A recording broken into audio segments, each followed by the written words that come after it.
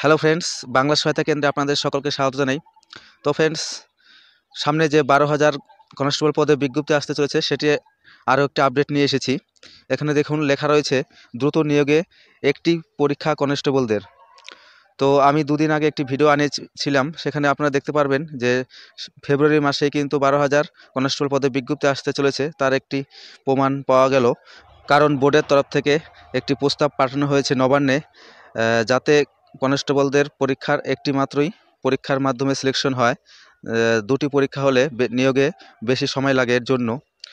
তো আমি এই পেপারটি আপনাদের দেখিয়ে দেবো। আর আগে এই চ্যানেলটিতে নতুন হয়ে থাকলে যে কোনো চাকরি পরীক্ষার আপডেট এবং প্রিপারেশনের জন্য চ্যানেলটিকে অবশ্যই সাবস্ক্রাইব করে রাখবেন এবং পাশে থাকা বেল আইকনটি অন করে রাখবেন, যাতে কোনো আপডেট আসলে আপনাদের সামনে সবার প্রথমে পৌঁছায়। এখানে দেখুন সবার প্রথমে লেখা রয়েছে কনস্টেবল পদে নিয়োগ দ্রুত করতে চাইছেন রাজ্য পুলিশের কর্তারা। এর জন্য প্রাথমিক এবং মূল লিখিত পরীক্ষার বদলে একটি লিখিত পরীক্ষা করতে গত মাসে বলা হয়েছে প্রস্তাবে। সূত্রের খবর, কনস্টেবল পদে 12,000 নিয়োগ হবে, ছাড়পত্র মিলেছে মন্ত্রিসভার। তা দ্রুত শেষ করতে দুটির বদলে একটি পরীক্ষা করতে চাইছেন পুলিশ কর্তারা। নবান্ন সূত্রের খবর, বর্তমানে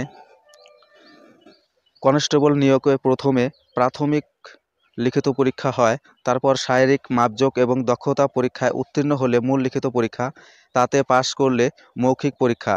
এক সরকারি কর্তা জানান, পুরো প্রক্রিয়া প্রশিক্ষণ পর্ব শেষ করতে কমপক্ষে 6 মাসের বেশি সময় লাগছে। ওই সময় কমাতেই একটি লিখিত পরীক্ষা করার প্রস্তাব। নিয়োগ পরীক্ষার শেষে কনফার্ম তালিকার সঙ্গে একটি রিজার্ভ বা অতিরিক্ত তালিকা রাখার কথাও বলা হয়েছে এই রিপোর্টে। এই প্রস্তাবে সূত্রের খবর, গত বছর প্রায় 8,500 কনস্টেবল নিয়োগ হয়েছিলেন রাজ্য পুলিশে।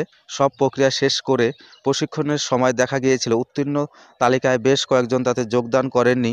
ফলে ওই আসন ফাঁকা রেখেই প্রশিক্ষণ শুরু হয় পুলিশের একাংশের দাবি। তা এড়াতেই ওই রিজার্ভ তালিকা তৈরি করা হবে। প্রশিক্ষণের সময়ে উত্তীর্ণ তালিকা থেকে কেউ যোগ না দিলে রিজার্ভ তালিকা থেকে সেই শূন্যস্থান পূরণ করা হবে। তবে ওই তালিকা কোনোভাবেই অপেক্ষমান তালিকা বলে গণ্য হবে না। প্রশিক্ষণ শুরু হয়ে গেলে ওই রিজার্ভ তালিকার কোনো অস্তিত্ব থাকবে না বলেও নবান্নে পাঠানো প্রস্তাবে বলা হয়েছে। নবান্নের বিচারাধীন ওই প্রস্তাবে ওই 12,000 পদের মধ্যে এখানে 15% সিভিক ভলেন্টিয়ারদের জন্য সংরক্ষিত রাখা হয়েছিল, আগে ছিল তা 10%। প্রস্তাবে প্রাক্তন সেনাকর্মীদের জন্য 5% সংরক্ষণ রেখে তাদের বয়স এবং শারীরিক দক্ষতার ছাড় দেওয়ার কথাও বলা হয়েছে। তো ফ্রেন্ডস, এখান থেকে আমরা বুঝতে পারি যে কোনো মুহূর্তে কিন্তু 12,000 পদে বিজ্ঞপ্তি আসতে পারে কনস্টেবলের। তো এটি নবান্নে পাঠানো হয়েছে, এখনও সঠিক সিদ্ধান্ত আসেনি। তো সেই নোটিশ বোর্ডের তরফ থেকে আসলে আমি অবশ্যই আপনাদের দেখিয়ে দিব। আর একটি পরীক্ষা হলে কোনো অসুবিধা হবে কিনা সে সংক্রান্ত আপনারা কমেন্ট বক্সে জানাবেন কোনো অসুবিধা হলে।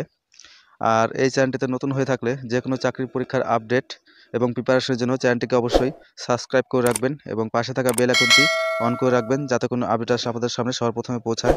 ধন্যবাদ ভিডিওটি দেখার জন্য।